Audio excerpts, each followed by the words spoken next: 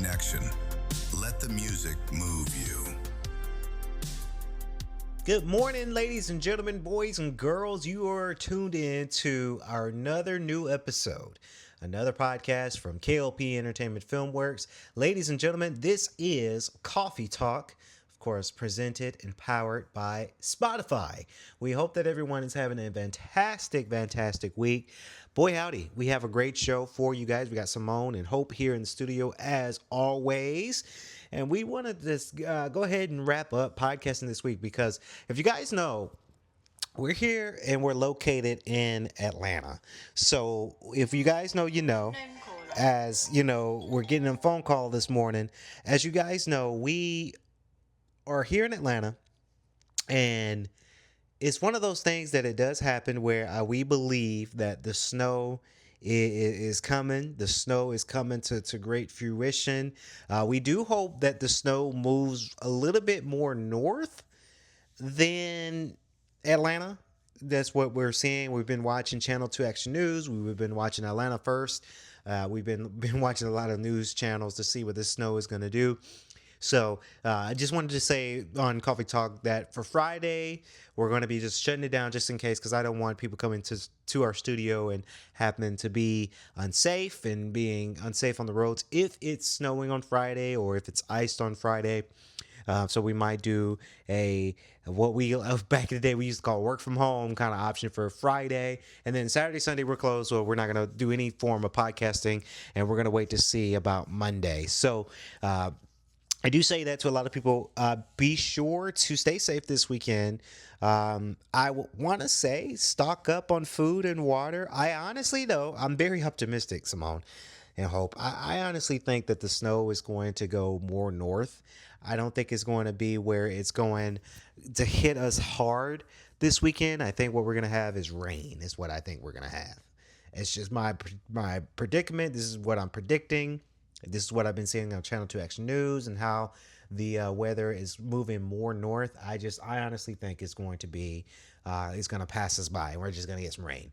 But, you know, I'm not a meteorologist. I don't know. It's just one of the things that I peeped when it comes down to it. So before we get to my topic that I wanted to talk about here, we hope that everyone's having a great week. If you've seen all of our content, boy, howdy, Simone. We've been doing What Happened Was on Monday, and then we had Coffee Talk on Tuesday, and then yesterday we did K.L.P. Aftermath podcast. Hopefully y'all like that one as well. And then today, Thursday morning, we have another episode for you guys, Coffee Talk.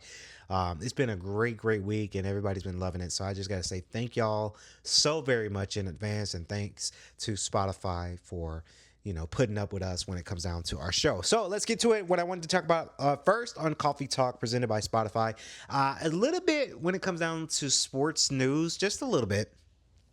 And I wanted to give my take because a lot of people had their opinions on WWE's Unreal. Now, if you guys know, that is a new documentary series that is available right now on Netflix. Season 2 is available right now. And, at first I was very skeptical with the whole show because I agree with what Paul Heyman said in one of the episodes of season 2. When I was a kid, I believed that everything part of WWE creative and story was true, right? I believed that all of that stuff was real. And I still, as a WWE fan, and I'm about to be at the age of 30, doesn't matter. First of all, it doesn't matter how old you are. You could still like something and be in your 50s, right?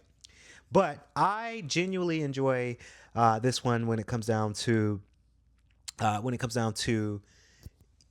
WWE and the storyline and creative and the production side of it. And I was skeptical about WWE's Unreal because now they're exposing all of their secrets, right? They're exposing a lot of things that, we know that is scripting and it's creative writing, but you don't want to make it obvious on TV, and you don't want it. I'm on the impression that I don't want to know. I don't want to know what's going on. I don't want to know how that's going to work in that storyline of creative, right? Because I want to leave it up to my imagination.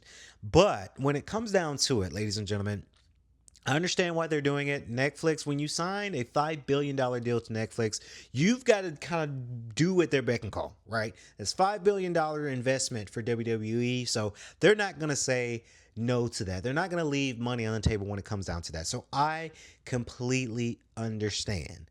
I understand why they're doing this, the Unreal season. I think they're going to be renewed for season three because that with that deal, you get an automatic renewal when you have a partnership like that.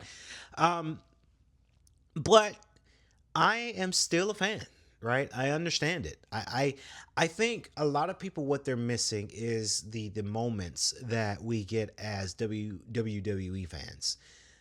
I think it's very important I say to a lot of people again, I don't work for WWE. Even though back in the day I applied for WWE to be on their crew. I didn't get it. Yeah, I didn't get the job. But besides the point, I think a lot of people, if you are skeptical about WWE, you don't know about WWE, try going to a card, right?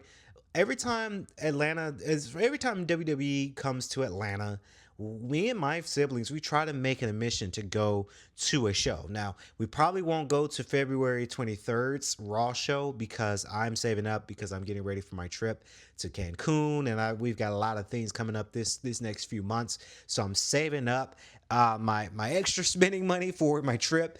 And it has to be in an interest this year, and I don't think my siblings are just there. I don't think they're interested in going to a Raw show this time around. But back in the day, 2019, we went to I want to say Raw, and then 2023 we went to SmackDown. 2024 we went to Raw again, and then this past year, 2025, me and my little brother we went to Evolution that came to Atlanta. So I think we're skipping this Raw session today or this year. Maybe my siblings might change their mind. We'll see what the tickets look like. Tickets are expensive too. When we went to Evolution, that was a high price ticket that we paid to see the pay per view. Worth it though, right? I think people go to these shows, whether it's a live show, a house show, or an actual production show, you go for the spectacle, you go for the lights, you go for the glitz, the glamour, you go for the superstars and celebrities to be there and to see them in person and to see them perform. That's why you go, right? That's why you go to those cards. So I understand me still being a fan. I'm still going to watch WWE. Is it scripted? Yeah, because they're exposing themselves on this new show. And honestly, it works, right? This show so far is award-winning docu-series for Netflix. So there's eyes on it. People are watching. They're getting millions upon millions of viewership each episode. So from a business perspective, I understand it. And I think a lot of people are not understanding, Simone, the business side of things when it comes down to them exposing their secrets and kayfabe, and to shadow bomb and to keep things under wrap and to creatively write a storyline while doing sports entertainment. Right? There's a lot of money on the table.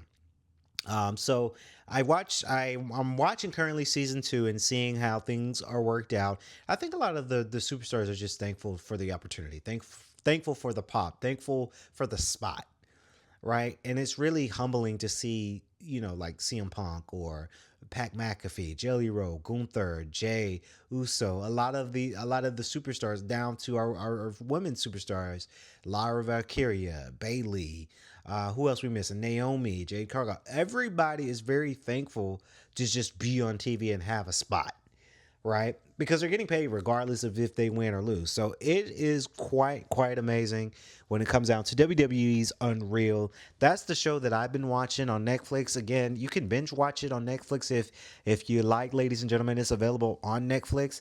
Give it a go. Um, and I just gotta say, just go to an actual show live, and you might change your mind. You might change your perspectives on WWE when you are there physically live and being in the crowd and just reacting, and they're putting on a good show. But very fantastic for WWE. Shout out to them. They're doing their thing, Simone, for sure. Yeah, so I am a little bit of a fan of WWE, Kennedy, when it comes down to the female superstars because they're representing. So I'd really love to see the representation when it comes down to that. But shout out to WWE fans, and if you're a fan of that kind of thing, that's your thing. Now, what I am a fan of, despite the controversy that this gentleman by the name of Tyler Perry is going through when it comes down to allegations. So I wanted to talk about something that really gets me excited because I think this is one of Tyler Perry's best movies. And Kennedy, you want to know what that is? That is Tyler Perry's Why Did I Get Married? Now, if you guys know, you know. Tyler Perry, and me and Kennedy has the same opinion when it comes down to it. Tyler Perry has the opportunity to give us one of his best movies that he's ever produced, right? Produced, right, directed, acted in, Tyler Perry has some good ones. I think Tyler Perry has a very few good movies, minus all the other crappy movies that he's done in the past. Now, what gets me excited is Tyler Perry's star-studded cast for the Why Did I Get Married Again movie. Again, you have Tyler Perry himself, you got Sharon Lill, you got Taraji P. Henson, you've got, who else you got? You've got Da Vinci's in this, you got Jill Scott, Richard T. Jones is back. Tasha Smith is back. Michael J. White is back. Lamont Rucker is back. Very, very excited with the star-studded cast. I'm curious to see what Taraji P. Henson's character will be. Could it be that she's replacing Janet Jackson, Patricia? Or could Taraji P. Henson be doing a whole different character? Speculations are going around, Kennedy, of who Taraji P. Henson will be playing when it comes down to it. Now, very, very excited. Now, the story catches up with the beloved couple of Why Did I Get Married from 2007 and then Why Did I Get Married 2010, as they reunite for a joyful occasion, the wedding of Marcus and Angela's daughter. Angela and Marcus's daughter is getting married, but when the celebration brings old friends back under one roof, it quickly becomes clear that time hasn't erased old habits as they confront how much they've changed and how much they haven't. Now, the group forced to re examine their relationships, their choices, and that timeless question of why did I get married again?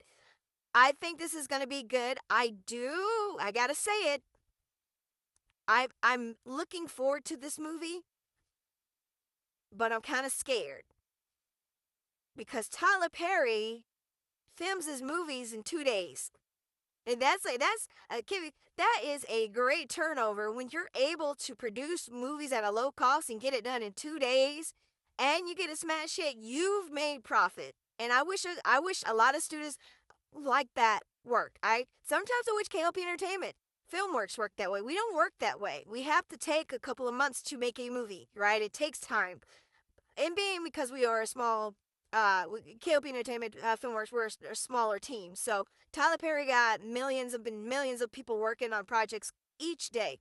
So that's what kind of gets me worried because I wouldn't want Tyler Perry to diminish this great series of a movie. This is a trilogy now. Don't ruin the third one because you want to film it quick in 2 days and put little to no effort into it. And I'm not saying that Tyler Perry didn't put any effort into it. We're going to judge it when it comes to Netflix, right? We're going to see it. But I just don't want Tyler Perry to just rush this thing out and just get it rushed out just because for shits and giggles, right? I am interested in the storyline and I hope that this one will be good. Now, in the additional starring, Tyler Perry will write, direct, and produce the film through his partnership with Netflix, alongside longtime collaborators Angie Bones and Tony Strickland. The project expands Perry's growing state with the streamer, of course, that's been Netflix, which includes a mix of original dramas and comedies under his production banner. So we still don't have a release date for this movie just yet, but fans can expect more dates coming soon as filming is underway. So, I mean, they're still filming some stuff, they're still getting it cooked up. I just don't want this to be a rush job, right? I want this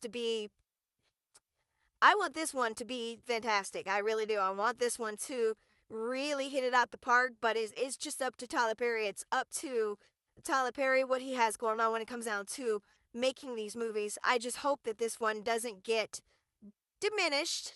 Don't ruin the third one because it's scary. It's one of those things. It's very scary when it comes down to movies getting rushed out, especially if you're in a trilogy. And then when they're in the trilogy, it just you could hit rock bottom. You could really hit rock bottom when it comes down to it. So we'll keep a close eye for sure when it comes down to it. And another star, Jesse Smollett. I saw that documentary. That documentary was interesting. That documentary was.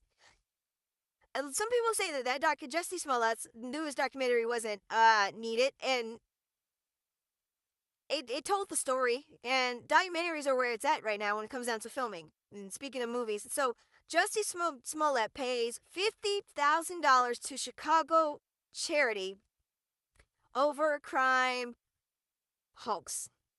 So if you guys know, there was a hoax that Jesse Smollett was a part of. He planned it. I honestly think it's just my bias. I don't think he was attacked. I think he planned the whole thing, which kind of drives me nuts. And Kennedy, I think you've mentioned it too. It drives you nuts that, you've had a celebrity that, okay, may not have made millions and millions yet, but like you had a promising acting career. You've got your music out there. And I still listen to his music, right? There's nothing wrong on him with when it comes down to him singing and him doing his music, but like you diminished your whole life because you wanted more money, you wanted more attention, right? Now, Jussie Smollett had agreed to pay $50,000 payment to a Chicago-based nonprofit organization as part of a settlement with the city of Chicago. The payment is tied to the civil lawsuit filed by the city to recover costs from this investigation into Smollett's widely publicized 2019 false hate crime report. Very, very interesting. $50,000. That to us, that's a lot of money, right? To him, it may be a lot of money, or it could just be a little pocket change. But to us, Kennedy, I know that's a lot of money for me in my pocket.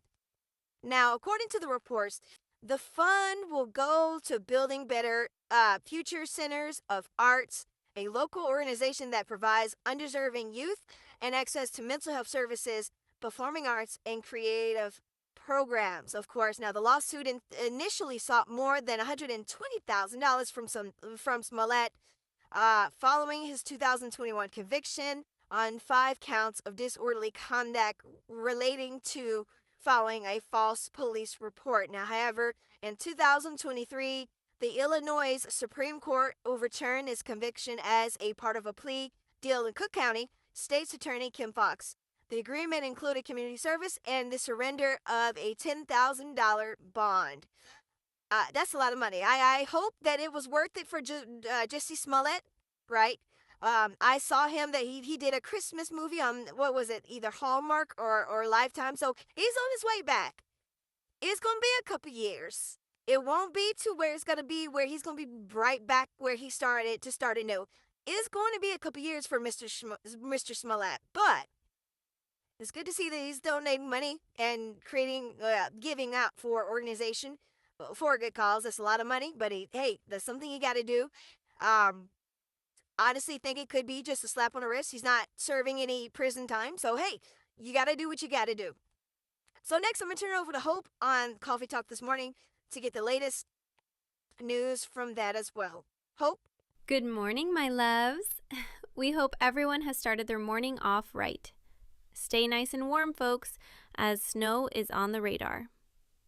The Vince Staples Show has been canceled by Netflix after 2 seasons, leaving loyal viewers disappointed.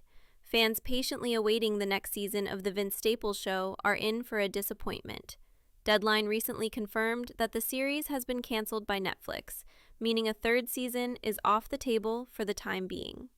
Per the outlet, the series was canceled due to low viewership, as it was fairly well received. It scored 94% with critics and 88% with viewers on Rotten Tomatoes. With 1.7 million views, the 2nd season was number 1,446 on Netflix's second half of 2025 viewership report.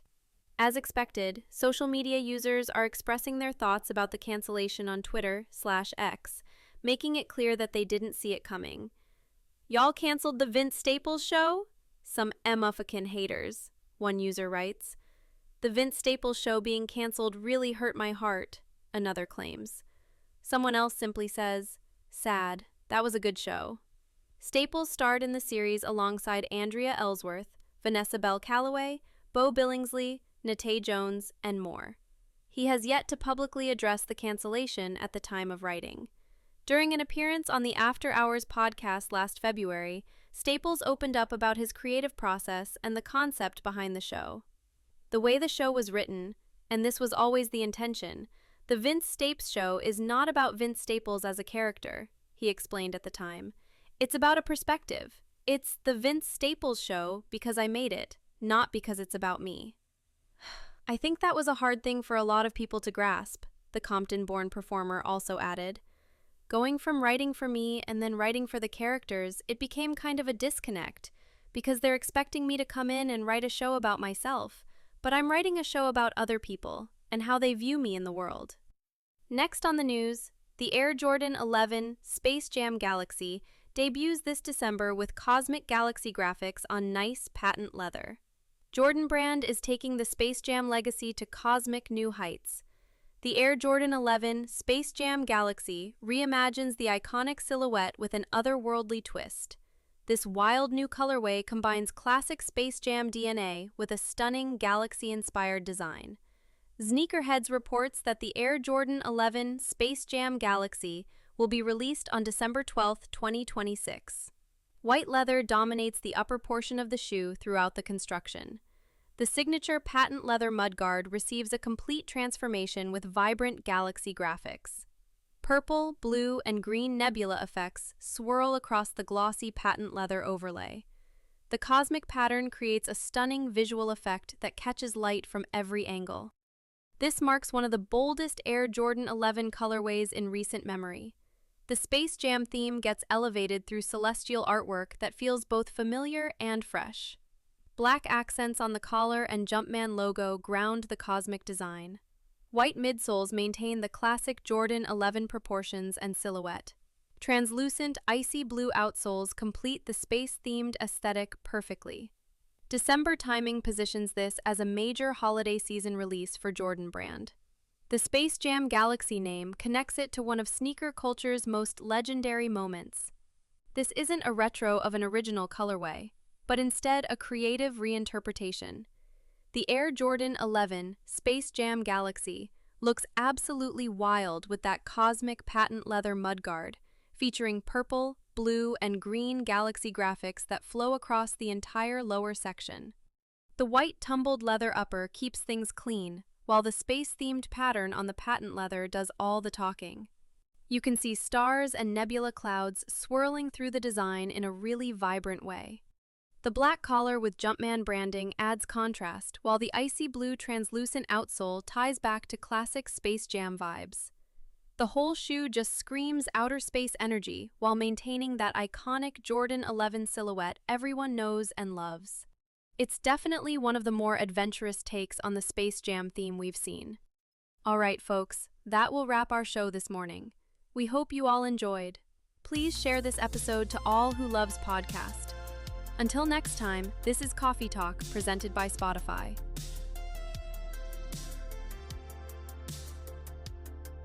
Turn it up. Feel the connection. Let the music move you.